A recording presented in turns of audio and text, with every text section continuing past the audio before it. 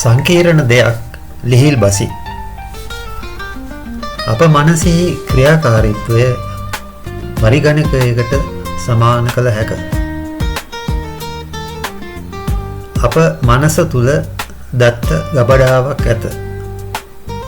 යමෙක් අපෙන් ප්‍රශ්නයක් ඇසූ විට උත්තරය අප මුවින් ඉබේ පිටවේ. අප මනස තුල මම නැමැති මායාවක් පවතී.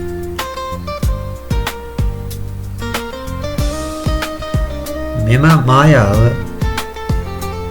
පුද්ගලයා තුල සහ සමාජයේ ප්‍රශ්න ඇති කරයි. මම මායාවට නතු වූ විට මගේ අපේ යනාදි වශයෙන් බෙදීම් ඇතිවේ.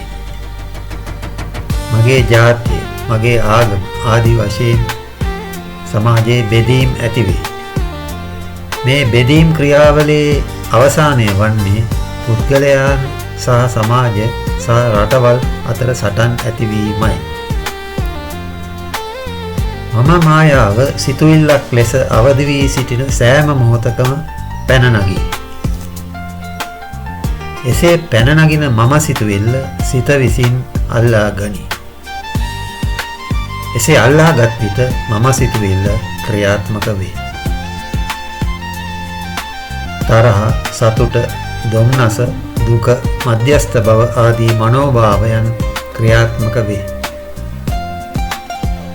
මෙම චක්‍රයෙන් මිදීමට නම් කළ යුත්තේ කුමක්?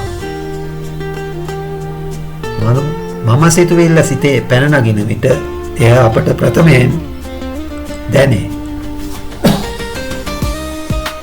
මේ අවස්ථාව ඉතා වැදගත්.